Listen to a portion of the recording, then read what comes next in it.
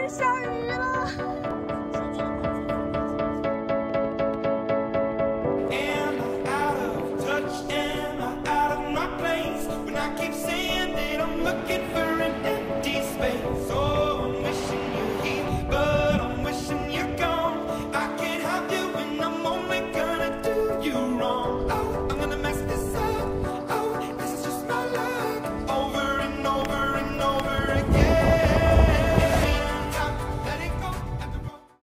早上好，现在是8点多。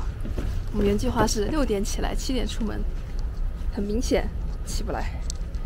然后现在早上的黄石只有4度，就要穿羽绒服了，真的好冷。我们今天的目的地是去 Lama Valley 看野生动物，不知道这么天已经大亮了，野生动物还在不在？哇，很亮。你的帽子有点奇怪。我很喜欢我的帽子。你喜欢你的帽子？你看上去有一个半头。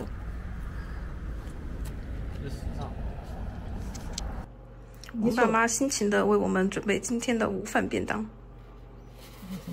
让我们说谢谢王大妈。够了吗？不够，再来点。这是今天的午饭，白人蔬菜盘，还有三明治和饮料，吃的越来越健康了。哇，8点多进西黄石的入口已经开始排队了，但排的不多。Welcome back. Have a good day. Thank you. 从西门到拉马尔山谷车程2个多小时，我们选择去程经过黄石大峡谷，返程从北边经过猛犸温泉。前天的车程大概是4个半小时。哇，远远的就看到很多烟。这个黄石公园真的是到处都是地热。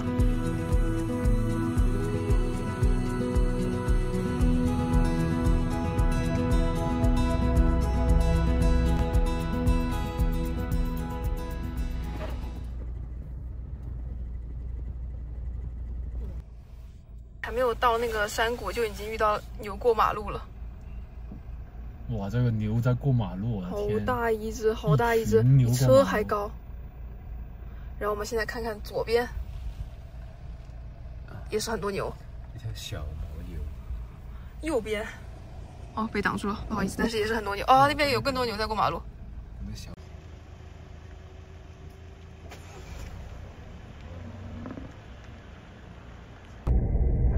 好了，我们现在成为了车队的前排，可以最近距离观赏牦牛过马路。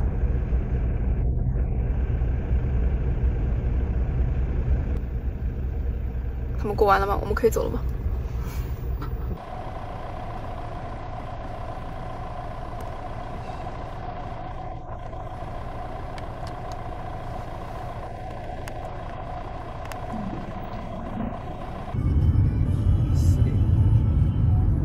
在路上停了下来，因为看到前面有超级多的牦牛。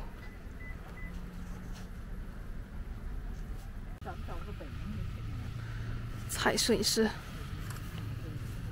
哇，就是一片山上，山上全部都是吗？对。哇，我都密集恐惧症，满山都是牛。我都看不出来那是牛了，因为太多了。太多的牛了。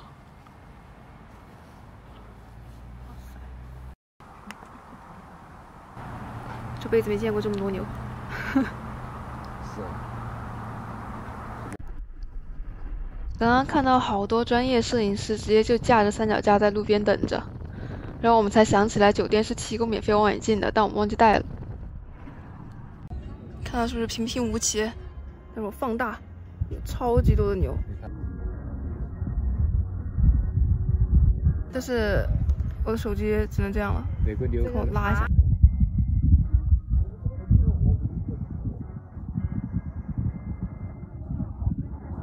但如果这个时候我们有一个 iPhone 17 Pro Max， 会不一样吗？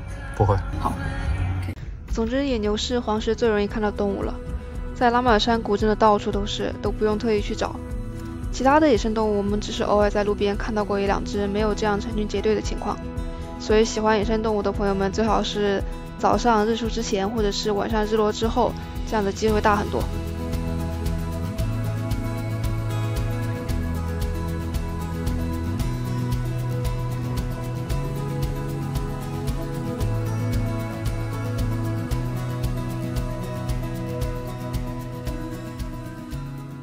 时隔3个小时，我们终于从西黄石开到了这个 Lama Valley。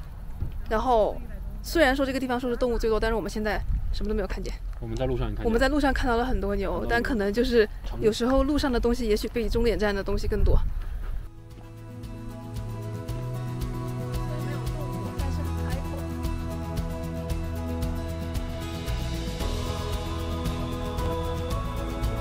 稍微休息之后，我们准备前往猛犸温泉。本来打算在中途的休息区吃午饭的，没想到休息区正在施工，只能一口气开到目的地了。然后我们是停在这个地方，其实是很近的一个位置，它停车场超级紧张，这上面这几个停车场都是满的。然后从这看下去，这片地都是白的。我们的车是停在山上的停车场，所以徒步路线是从上往下走。第一眼看到的就这片雪白但是干涸的台阶。我们之后了解到，是因为2002年的一次地壳运动之后，大部分的热泉都停止活动了，所以说微生物死亡，并且留下了灰白色的粉末。很可惜，2025年才来的我们能看到的活跃热泉已经非常少了。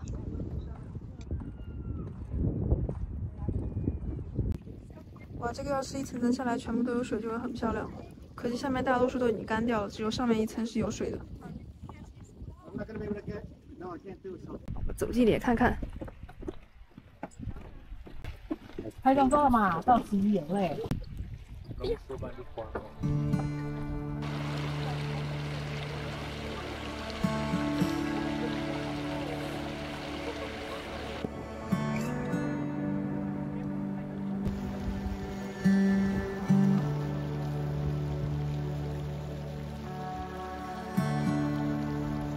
Steadfast through a blanket white, woven among narrow pine.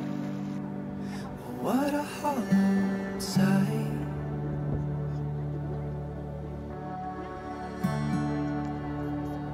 Open air paired with stillness, the genesis of innocence. My burdens are immense.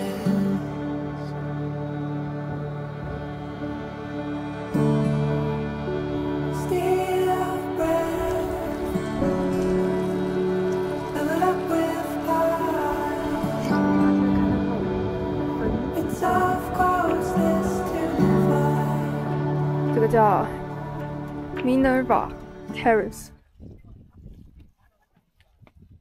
它是这种像玉一样的特别白的颜色。但是这个景点就是好看的地方就那么2、3个，然后大多数地方都是这样光秃秃的。它的每个地方都会放这个告示牌，就是说已经有20多个人被烫伤死亡了。我们现在到了上巴环线的最后一站，诺里斯间歇泉盆地。这个入口附近的小房子里面介绍了间歇泉和温泉的形成原因。两者最主要的区别是，间歇泉是因为地下水道的挤压而喷发，而热泉则是持续不断的流进水池中。哇塞，我们走到了这个应该最后面的位置，我发现了一个超级大的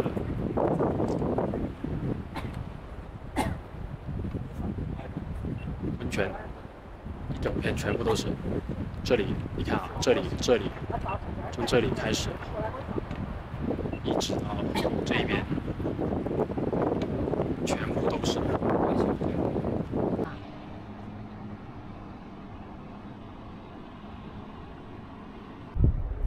这个步道大概是半个小时，然后走到最后，看到这边也超级漂亮，像一口大锅一样，里面很多的小池子都在咕噜咕噜的冒泡。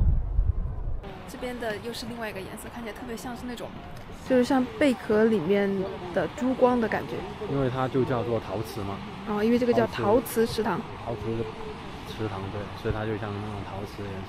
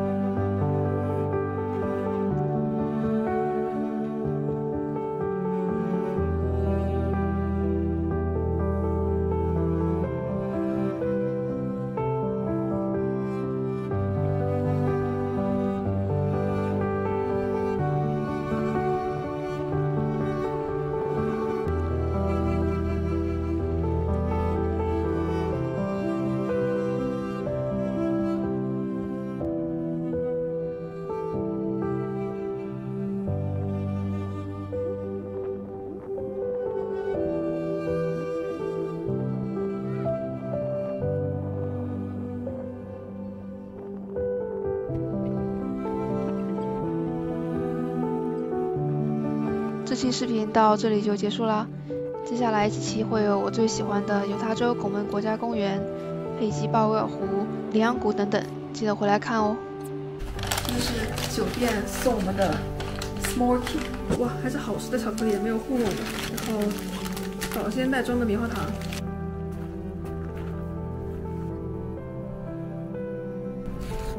盖上，